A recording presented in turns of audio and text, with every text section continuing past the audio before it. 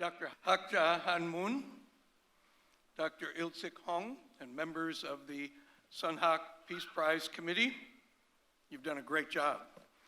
And right? So, Excellencies, representatives of the Diplomatic Corps, distinguished delegates, it's an incredible honor for me to be here today and to speak and deliver a tribute to my great good friend, Dr. Akinwumi Adesina. But at the same time, I want to extend my heartfelt congratulations to Ms. Waris Deary.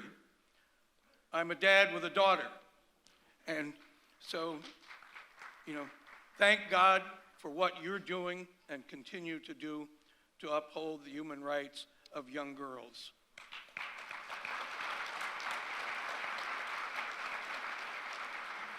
And together, these two laureates will bring a distinct focus on uplifting human rights and human development in Africa, and thereby advance the Sunhak peace agenda for the future. Now, I'm back in Seoul, Korea, for the first time in 33 years. I was here in 1986 as a young diplomat with the Secretary of State, George Shultz, and I have to say, a lot has changed. The buildings and all the impressive development, but there are some things that are quite similar about finding peace on the Korean Peninsula. But as the second decade of the 21st century draws to a close, it's clear that the single greatest challenge that the human species, that human beings have ever confronted is this: can we nutritiously and sustainably feed the 9 to 10 billion people who will be on Earth by the year 2050?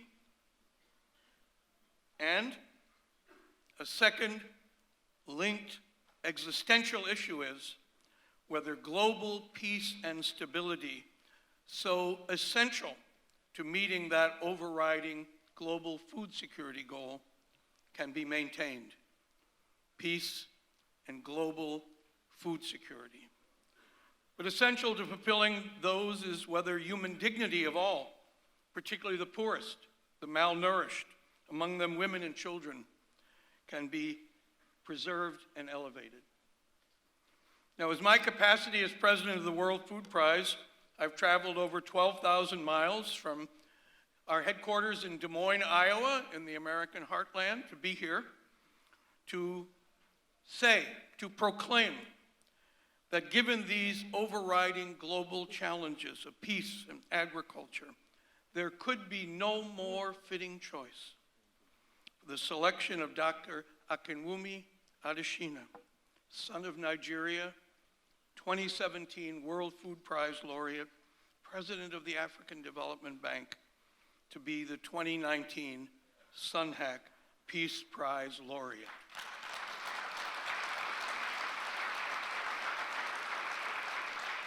More than any other individual, Dr. Adesina embodies the personal attributes, the substantive knowledge, and this broad vision that has produced a decade-long array of impressive achievements that have already uplifted the lives of millions across Africa, as you saw in that wonderful video. And through his exceptional leadership, he has shown us the path that must be followed if the world is to remain at peace and meet and overcome that unprecedented humanitarian and ecological challenge we face. And this October in Des Moines, and I invite you all to come, our World Food Prize Symposium's theme will be Peace Through Agriculture.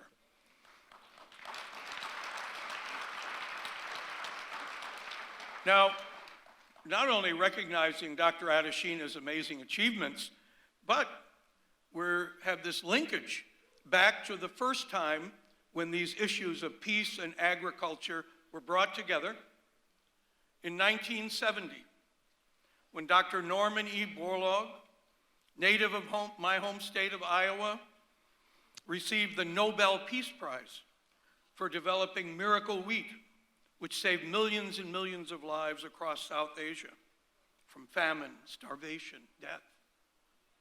And Dr. Borlaug is considered the father of the Green Revolution. He founded the World Food Prize in 1986. That same year I was here with the Secretary of State to inspire just these kind of breakthrough achievements that will be needed to eradicate hunger and malnutrition as world population grows. And I was so pleased that you also have honored Dr. Modadugu Gupta in 2015, also a World Food Prize laureate. So I'm hoping I'll make my reservation 2 years from now to be back. You'll pick another World Food Prize laureate. Now, that same year that Dr. Borlaug established the World Food Prize, he also became a mentor to this young economist from Nigeria, just graduated from Purdue University with a PhD, and starting a position at the Rockefeller Foundation.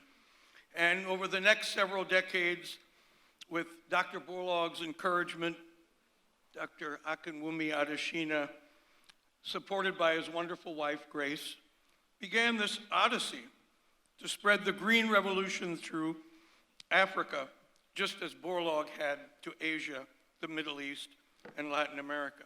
So I'm so sorry Grace couldn't be here today, but I have to tell you why. She's with somebody even more important, perhaps, than Dr. Adeshina himself. She's with their new grandchild, who was just born last month. So now you have an even higher title than World Food Prize laureate or Sunhak laureate. You have the title of Grandpa.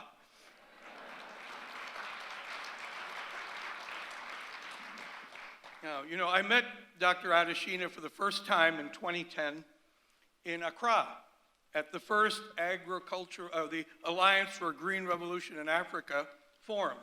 Not on the stage at a symposium.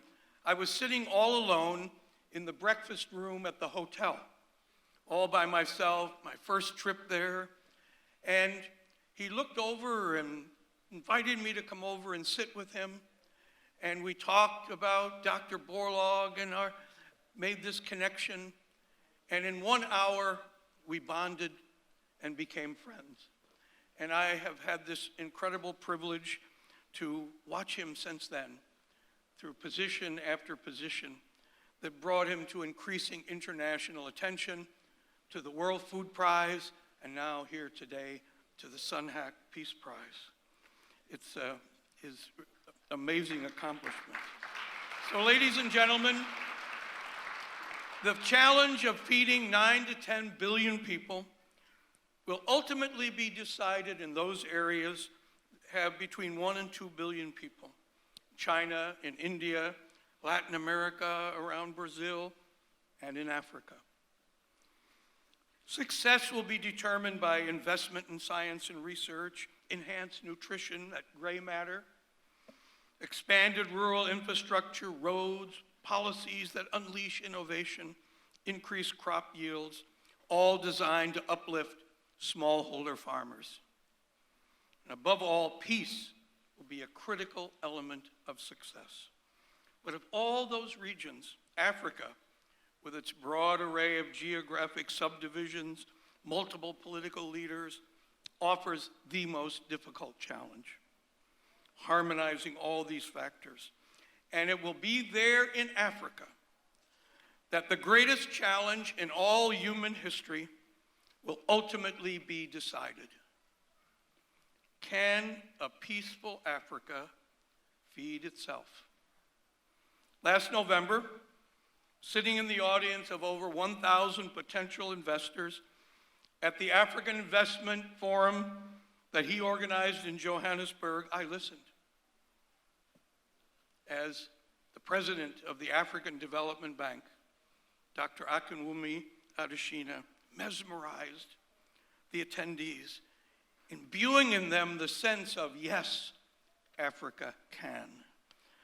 And standing there with the legacy of Nobel Peace Prize laureate Nelson Mandela, the man who transformed South African agriculture, brought peace to that country to guide him, my friend Akin Adesina was expounding his vision of how all of African agriculture can be transformed by Africans themselves and thereby bring peace to the continent.